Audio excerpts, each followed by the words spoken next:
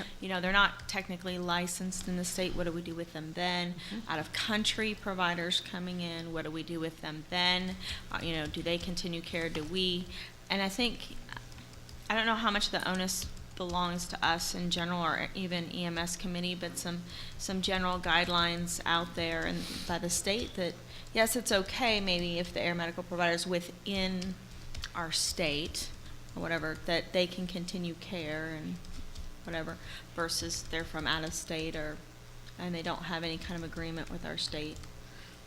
Just where those liabilities lie. I totally get the confusion or the need to have some more clarification on their part. Maxie, I intended to look up in the rule and see if it states in there, and I didn't get it done. I apologize. Does it state in the rule how many times an out-of-state provider can come into the state before they have to be licensed? So unless they actually have a physical base in the state, they're not required to be licensed? Well, there's some criteria there. It talks about if they often and their language, but it don't say if they come 10 times a year, they have to be licensed or anything like that. Okay. So Shirley, I think we should also consider, when we're looking at this, is the issue with specialty teams. Lots of ambulances transport specialty teams, and they don't touch the patient. The specialty team does all of the care of the patient, and they kind of do the same thing that you just described. They'll ask for vital signs, and that's about it. And they do their report based on what the specialty team tells them. Correct. Absolutely. I find it very difficult that we can hold a ground provider to the level of care on a patient that they are going to see potentially for 10 minutes from an airport to a hospital. I think that we all do the same thing. We rarely, if ever, put a patient in the back of an ambulance and we climb back on our helicopter and leave. So I think that's most likely in that scenario we would be releasing a patient from a higher level of care to a lower level of care, in the fact that most of us carry RNs on our aircraft. So I think that in that scenario we would be opening ourselves up to the greatest liability of all. So, I mean, to me it seems kind of cut and dry in that scenario. We have to carry our equipment with that patient and continue care until it gets to the facility where it's at. So I don't know that, yeah, an attorney can probably make the ground provider just as liable as the air provider, but I think that would only be from a transport standpoint, getting me from point A to point B safely in an ambulance that's capable of carrying me. Except that's what the rule says. I understand.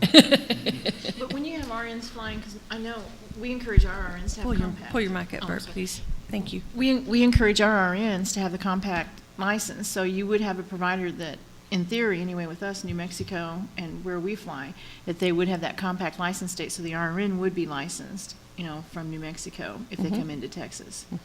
So I don't know, that's another wrinkle, but that was part of the reason that we encouraged the compact for the nursing portion. And I know we don't have the same privilege as far as our paramedics go, because I'm a Texas paramedic, but I'm not national and I'm not New Mexico. So just another wrinkle. Yeah, understand. But and then we also have, we have Oklahoma and Louisiana and Arkansas and Colorado, a number of states that surround ours that we fly in and out of, especially the programs that have aircraft close to the state lines. And then we have programs, of course, that, will come in. I mean, we've had aircraft in many times coming in from Colorado or from California or from someplace else. And I know there's absolutely no jurisdiction over those folks while they're in our state. I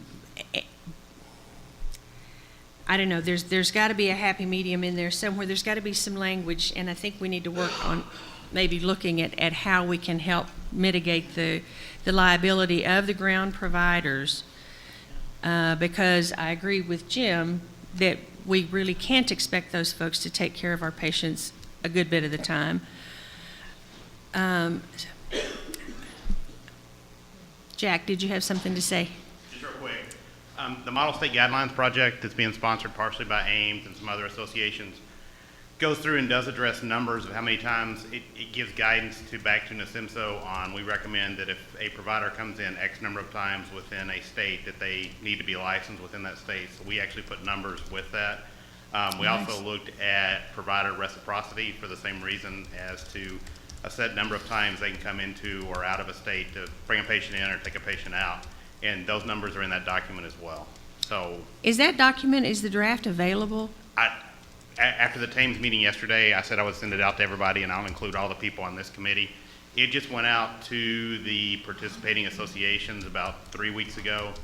They have until February 15th to get comments back to me, and then the final document will be drafted after that, sent back to NASIMSO and the Air Medical Task Force to be put in regulatory language to provide guidance back to state EMS directors from that document that this is what we suggest, model state guidelines include. So part of that is included in that document.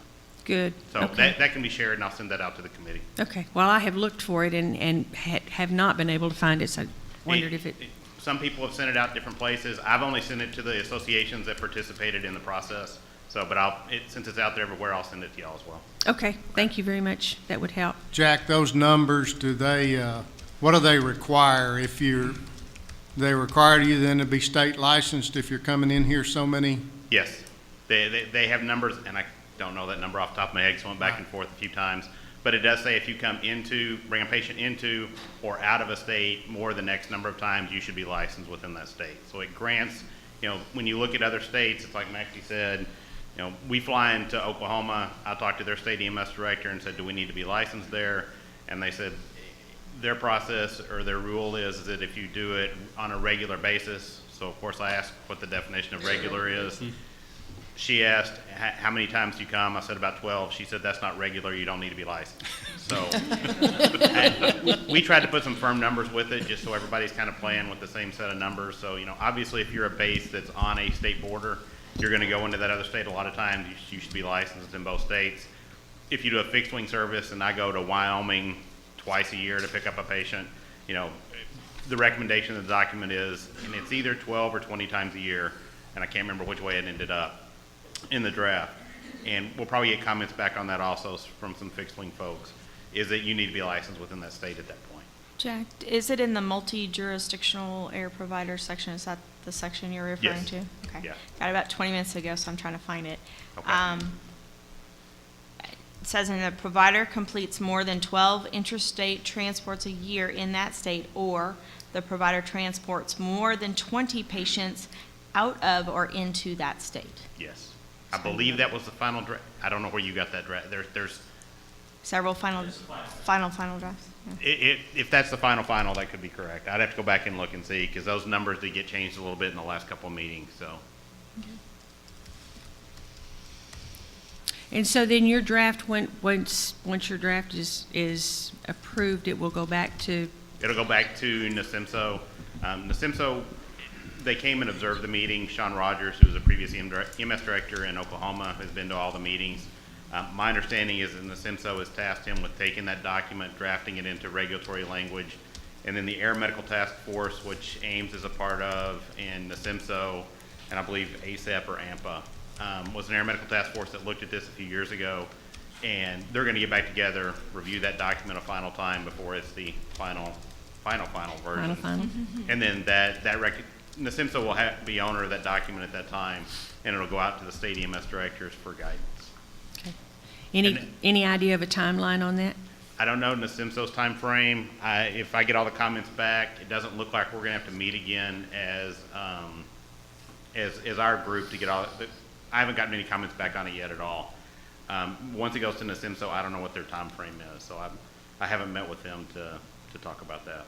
I do know, based on what I've been told, that there are some states that have already gotten hold of the document and are actually already using that to draft new guidelines, even though it's not an official document yet. Okay. Wonderful. Thanks. All right. Thanks, Jack. Maxie, do you have any idea on the timeline that might, when it gets back? I won't know until I get the draft and then it's released to us. And Okay, all right. Well, then maybe what we do is just kind of hold off on doing anything on this right now. until we get the copy of the draft, look at it. When Jack sends it out, if you'll all take a look at it, see if you have any comments or questions on it that you'd like to bring back to the next meeting, and we'll put on the agenda that, we'll put it on the agenda again next time, just in case there's anything we want to discuss. But it looks like maybe they're going to take care of that issue for us. We'll still have an issue though, won't we, if it's less than 12 or 20 times or whatever? I mean, in that gray area, there's Yeah. still going to be an issue that we need to address somehow. And I think we're going to have to address that with the ground providers, you know, and get some help from them on, on what they would like to see, and what we want to look at. So we'll see when we get the draft and go from there. It's one of those things that's not going to happen quickly, I'm afraid. Maxie, what was the exact wording in 15711 that said that the ground providers were ultimately responsible?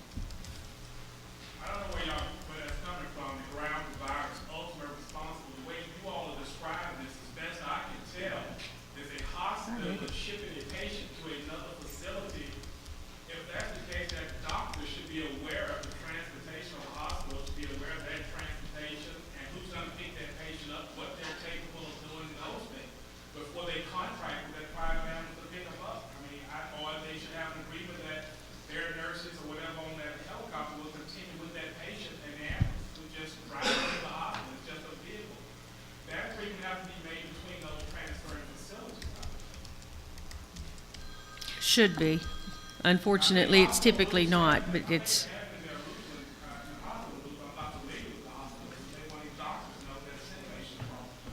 Right. And while this may happen a majority of the time, I think on inner facilities, it still does happen on scene calls, because we still do have major tertiary centers without helipad access, or contracts with other hospitals that are even close with helipad access, where you do have to go to a local airport and then drive in on a ground ambulance, even from scene flights. And that air provider should know which ground company he's going to use and know their capabilities. If you're going to say, I'm going to pick up patients in this area as an air medical person, and if I'm going to transfer that patient to a ground, you need to know who that ground is and what they're capable of. If they are volunteer, they only have one ECA and a driver, then you might have an agreement where you know people will staff that ambulance until they get that patient where it needs to go. All that needs to be predetermined. well, and I think it is for the most part for most programs. I think they do have that information, you know, from the beginning.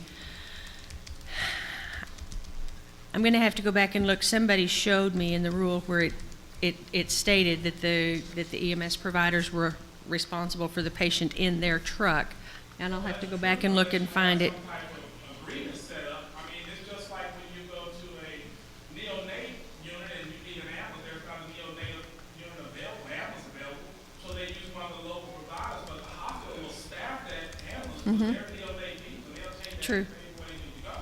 But they have that agreement in place that the healthcare will be given by the hospital staff. And I don't see the difference in that and what you're talking about. Shirley, sir. Justin Boyd, EMS Committee. That rule that you're specifically looking for is under 15711, Uh-huh. number 9, or sorry, G number 9 under staffing requirement. And it says, as justified by patient needs, providers may utilize appropriate certified and/or licensed medical personnel in addition to those which are required by the designated levels. In addition to the care rendered by the required staff, the provider shall be accountable for care rendered by any additional personnel. The question that in my area that comes up in a lot of other areas on these outer line bordering states is that yes, we do have interfacility transports that the hospital does arrange. But in other areas, we have the closest fixed wing providers are not located in the state of Texas. Our closest air provider is not located in the state of Texas. So when we do a scene flight, we're calling an out-of-state agency. We end up with this very certain criteria that we're talking about, out-of-state licensed personnel. Who made the arrangement to transfer that patient? The EMS did from a scene flight. Somebody was hurt at the scene, you called for a fixed wing to take. Yes, sir. Where I live, I'm 220 miles from the level 1. The provider you chose, you are aware of what their staff requirements are. I'm assuming that's the one you chose as opposed to another. We're choosing the closest provider. But then you also got to choose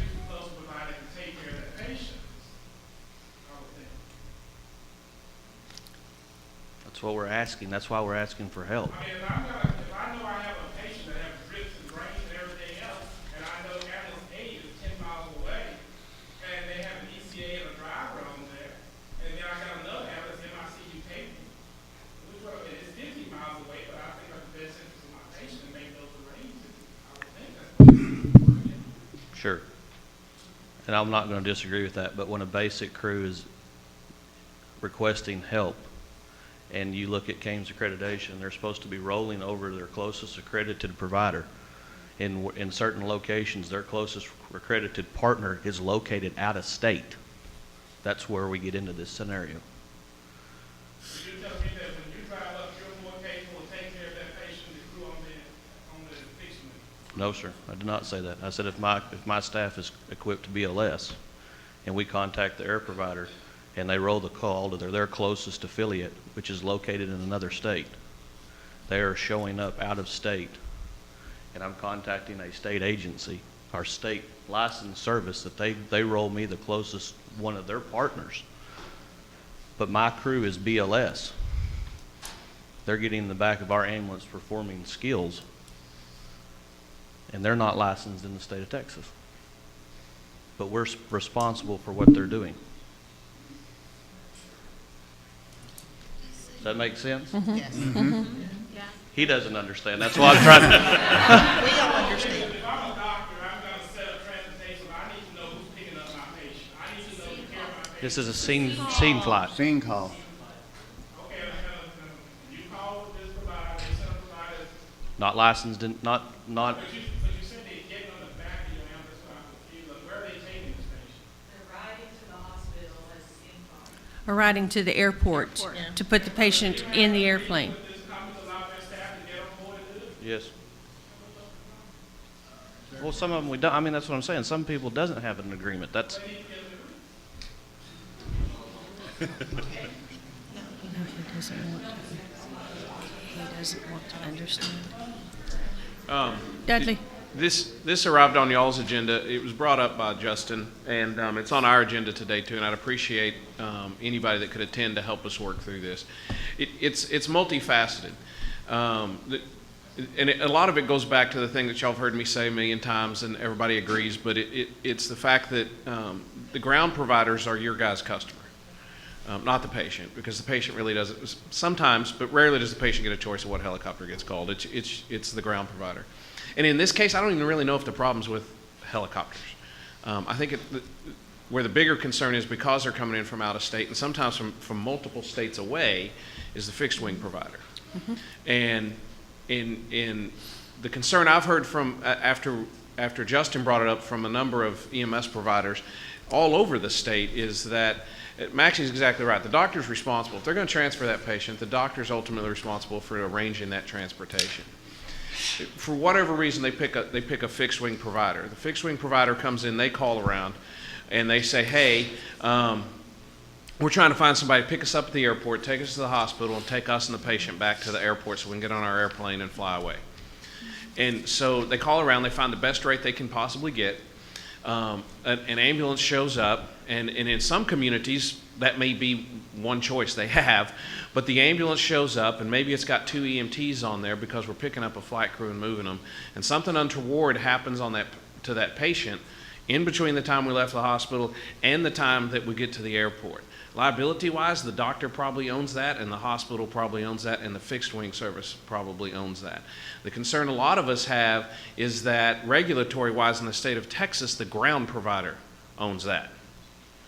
And we're the ones, because he can't go discipline a Florida fixed wing provider that's come in here with 2 yahoos that couldn't intubate Fred the head with 3 hours of education. Exactly. So, but he sure can regulate anywhere EMS, because we sent 2 EMTs out there on this call, even though that may be all that community had to offer at that point in time. And so we need to work together to try to, we're in rule recommendation time. What can we do? I love the language that may be coming, and I think some of that is huge, especially if it requires the fixed wing provider to report every time they come into the state.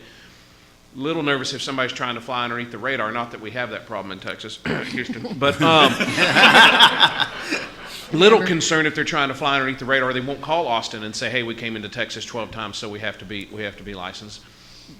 But, we're a pretty tight community. I think we can work together to make that happen. But we need your guys' help in how do we craft this so that the patients are still ultimately protected and DSHS still fulfills their mission towards making sure we're providing high-quality care, but maybe the ground providers have better guidance and better understanding of what it is they're getting themselves into. The tough part of this is in those small communities where they're using that fixed wing, there may not be any other option. A lot of times there's not. Those guys, and that may be the local volunteer 911 provider that the PD dispatch said, hey, you need to go to the hospital and help move this patient to the airport. They're really sick. Hey, or in some communities, Mrs. Jones is at the hospital and they got to fly her to Houston. Can you go help pick her up? I mean, that's the stuff that's going on out there. And then, we're just getting ourselves in a bind there. So we're going to talk about it at 1 o'clock as well. And not everybody on our committee or that's going to be in that meeting is here now. So if any of y'all that can come to that and help, you're going to be there to explain that. Maxie's going to be there. And we'll just, it's not going to be a long discussion, but I think we need to work together down this path. So. Absolutely. Thanks, Dudley. And understanding that draft also, that model state guideline, there's a lot of utilization stuff in there, which will also, I think, give us some guidance maybe on how we can continue on with this process. There is utilization data in there as well. And like Dudley said, another piece of the recommendation is that an outside service flies into the state. The way it's written now, our recommendation to NASIMSO is that they mandate that they report each of those flights to the state regulatory authority. So if I'm from Florida, I'm coming into Texas, I only do it 2 times a year. Yes, I can do that. Yes, the state will let me do that, but I have to call and report that somewhere that I came into the state 2 times. Good. Yeah. Good. I think that'll help also. Just thinking about this right now, maybe what we do is we require visiting flight programs to do nothing more at this time than to register with the state, as we will be coming into your state. It's probably only a couple times a year, but yes, we are coming in. Here's our capabilities, and that's it. And then we'll kind of know for sure that, yeah, they intend to come in, and we can watch them a little bit better. Mm-hmm. Is that possible, plausible, Maxie?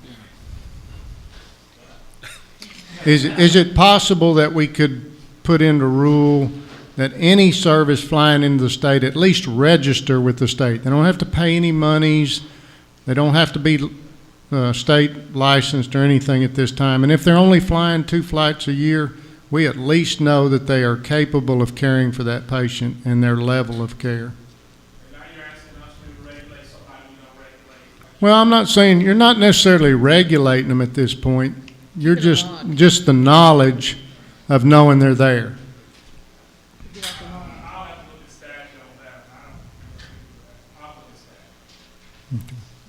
And then I gotta look at who they got report to. The GTF log, they got report to. Maxie, I have a quick question along that same line. If we had somebody come in, say from Florida, and there was an issue with the air providers, they land at the airport, they get in the ambulance, take the patient to the hospital, but there's an issue with the air providers and the care that they provided. The physician that receives that patient or the EMS crew that's on the ambulance sends a report to you about things that they feel like were not done correctly or properly.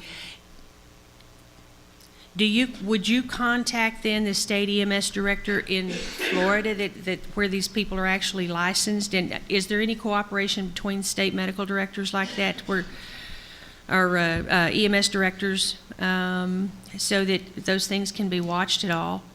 Yeah, that's one of the things we have to talk and see whether liability is involved. That's called court system, because that's national. You can always sue regardless of what state you're in. No, I'm just wondering if. It may be a fine line, but yeah, I do talk to state directors occasionally. They'll send me a complaint about some of our people or our programs that they're getting students from and that type of thing, yes. And we will investigate, just like I'm sure they would if we file a complaint. It wouldn't have to be a complaint, even just a quality issue. Yeah, if it's just a quality issue, maybe not be a complaint, but I was just wondering if that dialogue goes on between the different state EMS directors and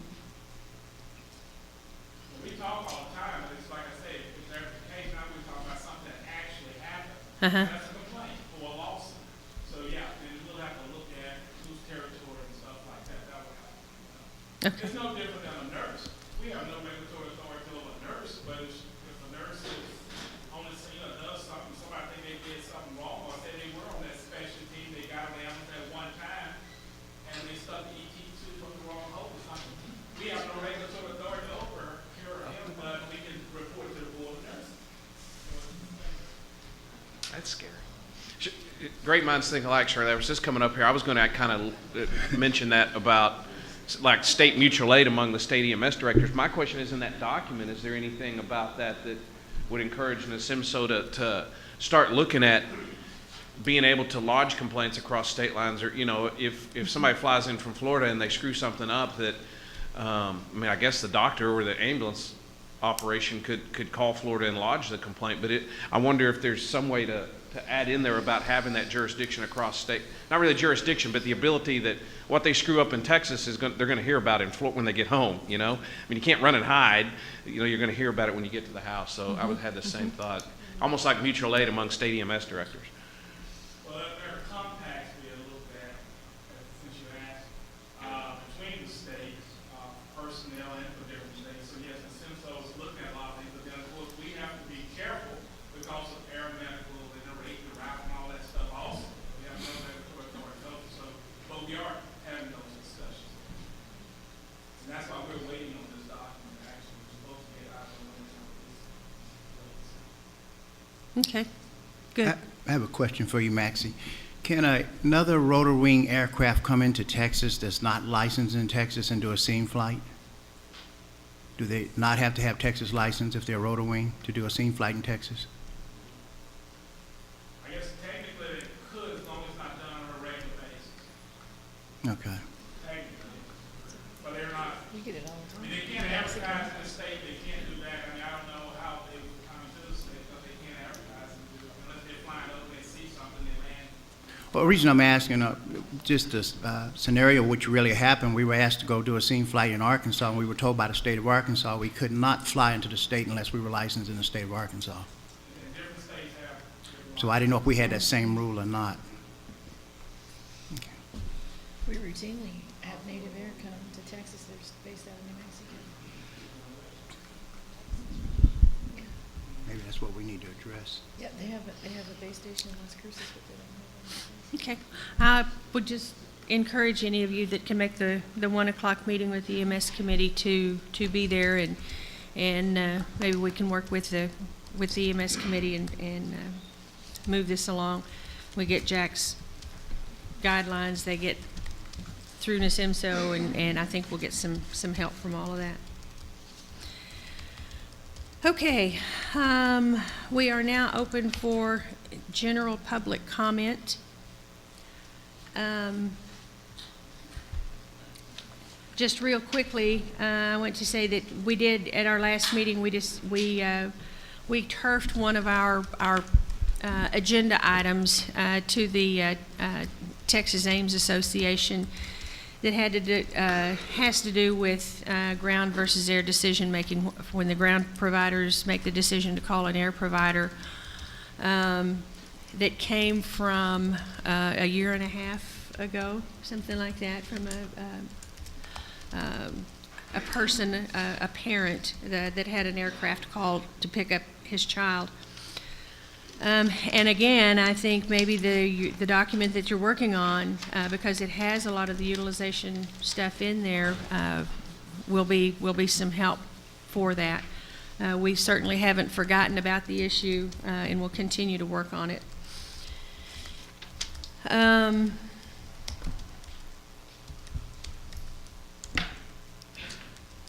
Mr. Pickering. Good morning, committee and the assembled audience. As you know, I was elected president of the Association of Air Medical Services in October, and want to take a brief moment to brief everybody about the current status of AIMS and some of the developments that have been going on. Obviously, we've heard about one of the major AIMS efforts that Jack Sosby, who's your board representative, has been leading, done very effectively, and these model state guidelines are being highly anticipated across the United States. As Jack commented, I know personally of several states that have already started using the draft as recommendations for their state guidelines. I know Maxie's indicated in the past he's been eagerly awaiting these. So that has been purely an Ames-led effort that incorporated some other associations, and the SEMSO has stepped up and is going to take that forward. And I would comment that there was a subgroup, some members of whom are sitting here, that developed over a long period of time some model state guidelines and many iterations of those. And Jack has commented that the bulk of that body of material from Texas was incorporated and distilled into these model state guidelines. So know that Texas's effort over 3 years was not wasted. It's really gone forward. Some of these things are just lengthy. As everybody knows, Ames lost our executive director, Don Mancuso, who left to take a different position. We've had an interim director, Mr. John Fiegel, who's still presently in place. We've undertaken many changes at the Ames staff level, and the ability to do things and move Ames forward has really begun to shine through as we regenerate, renew, and reinvent the association. We've engaged in a very in-depth campaign to look for a new chief executive officer, and that's what the person taking Don Mancuso's place will be. And I'm happy to tell you that we're down to 2 candidates. Some final interviews will be taking place very shortly with those 2 candidates, and Ames should be able to name a new chief executive officer by our March mid-year meeting, which is the 14th, 15th, and 16th in Washington, D.C. That will then allow the board to reinvent itself, pull back away from the actual mechanics of the association, bring a leader on board that will lead the association forward and move Ames into the 21st century, which I think is very exciting, and we should highly anticipate a lot of things from Ames as we do those kinds of things. This week, the Senate passed its version of the FAA reauthorization committee bill. It's now awaiting signature by the president, and I'm proud to tell you that the majority of the helicopter EMS and fixed wing pieces in that bill were language that we wrote at Ames back in 2006, 2007, and that Ames has kept the banner flying. A lot of those are safety issues, low altitude weather study requirements, a requirement on a study for the effectiveness of night vision goggles. Both of those things are critical, even though everybody will say, well, most of us have night vision goggles. I'll relate to you that we continue to have difficulties with the Federal Aviation Administration in how we use our night vision goggles, how they're approved, the training mechanisms, and a study to report back to Congress should help us get a much better level playing field on how the FAA treats night vision goggles and technology. Lightweight aircraft recording systems or devices that will accomplish those. Sad as it may be, we continue to have the possibility of accidents, and so we need some kind of devices in our aircraft to tell us some of the things that occur, so that we can work on those issues. Finally, Safety Management Training Academy, which is Ames in work to develop a 2-year, 1 week long each year program that focuses not only on aviation but on patient safety and workplace safety. It's a great learning experience. I know folks who have attended from air and ground industries, and ground folks have actually gone back and saved hundreds of thousands of dollars by implementing some of those things that they learned. So if you're interested in that, on the website, Ames Midyear, 14th, 15th, and 16th, which is our Legislative and Hill Day. The Medical Transport Leadership Institute Training Academy is at the end of April, and our next Air Medical Transport Conference will be in Seattle in October. So I'm happy to have any questions. All right, thank you very much. Thank you, Tim.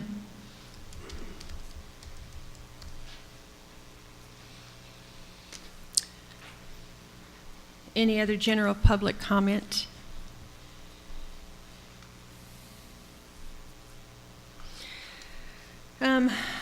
I was kind of hoping Rick Bays would be here, because I was going to ask him about our MOA and see if it's moving along.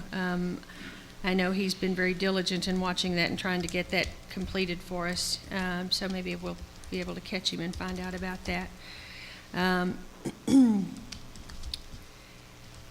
our air medical rules, I know they're going through the process. Does anybody have any idea where our rules are in the process? Maxie, do you know? Sitting on my desk. Sitting on your desk? Okay. Okay. We're working on it. We're looking at all of them. We've gotten several suggestions. You'll see there's a combined meeting this evening, this afternoon, where it's about,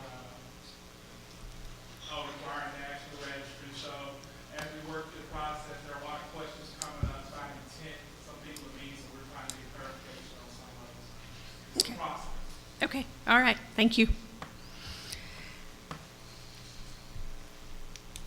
Okay, any other general public comment?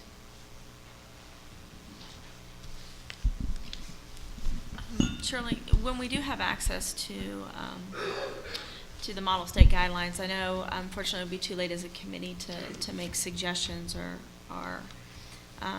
to have input as a committee. I definitely encourage all the providers out there who have access to it to put your input in and give that feedback. Is there a possibility that maybe this group in the interim between our next meetings could maybe do a gap analysis on where that document is and the suggestions that were made, at least the initial suggestions that have been made out there, and look at the suggestions that have been made or the recommendations that have been made by this committee and see if how parallel we are for the next meeting? I don't know why we couldn't. You gonna take that on? I just volunteered. Sure, I'll take that on. You're so good, Alicia.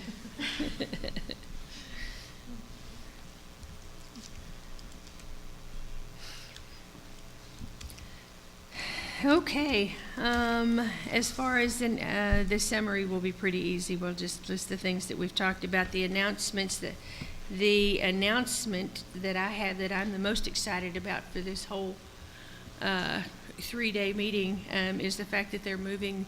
I'm sure you've all seen the notice that they're moving the state conference up a week, so we might all actually get to go home and cook Thanksgiving dinner, those of us that want to or have to, and not be up all night the night before Thanksgiving getting that done. So the conference will be moved up a week, the week before Thanksgiving, not the week of Thanksgiving. My understanding, though, is this is probably the only year that that's going to happen. We'll go back to the week of Thanksgiving. So maybe if it works really well for everybody, we can all protest and and keep it where that week before. Do what? I don't think we can afford to do that. This year we can afford it because of the race, but next year it goes back to the race. And those rules during the race, just so you'll know, anywhere from $300 to $400 a night, which would have caused a problem for our people. We don't have a certain set of rooms, allotment of rooms. Right. Anybody that registered those rooms are going to have to pay $300 or $400 a night. That was another big determinant. There was several big determinants. Plus, we didn't want to have to compete with those car drivers and stuff for restaurants and stuff, because they're going to jack their prices up also. We can double cost. We thought it was the best thing. It was a tough decision. Kelly worked really hard to make this work. At least everybody will have at least one Thanksgiving that doesn't be thankful. That's absolutely right. Well, I'll tell you, when I read in the little notice that that they were anticipating hugely overbooking the rooms, and somebody was going to pay $300 a night for my $80 a night room, I knew who was going to be left on the curb. So it's okay, you know. I'm happy to move. And that means our meetings will also move to the weekend before, correct? Correct. Okay. Yeah. Yeah. GETAC is going to address that at the meeting, because technically they would have to make that decision, but it's my understanding that most of them are going to agree with it. And those dates, just so that everybody would know, they are November the 11th through the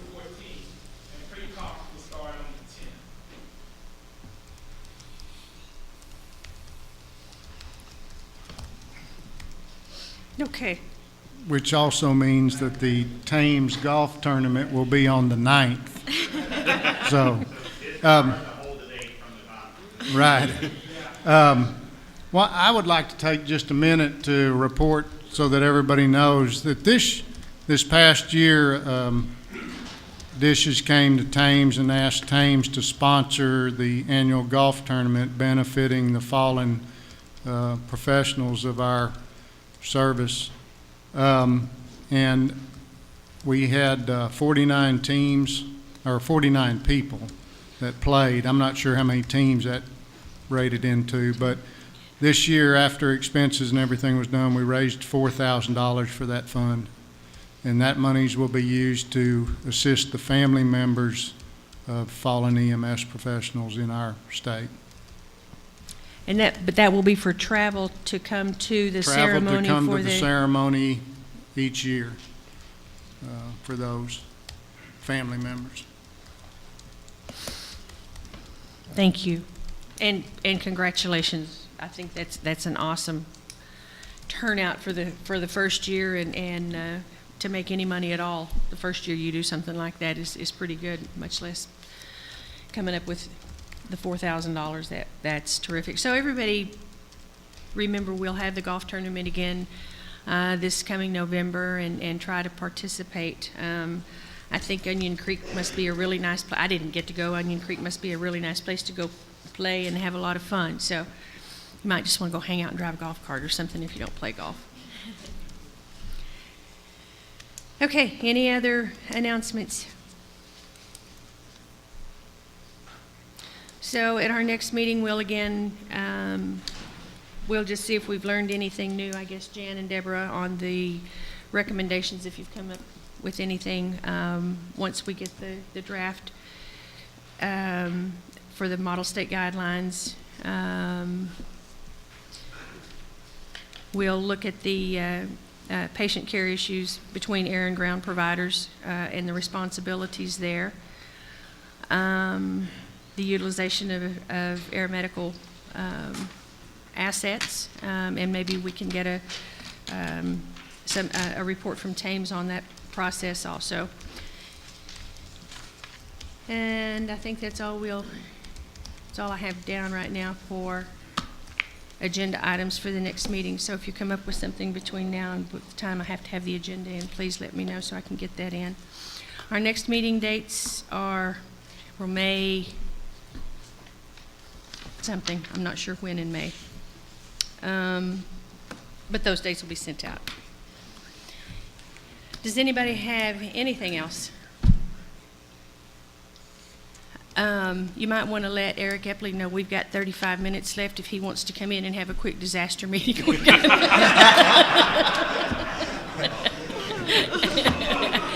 And You know that's been recorded. yeah, I know that's being recorded, yes. Don't tell him where I am. If no one has anything else, then we'll stand adjourned. Thank you.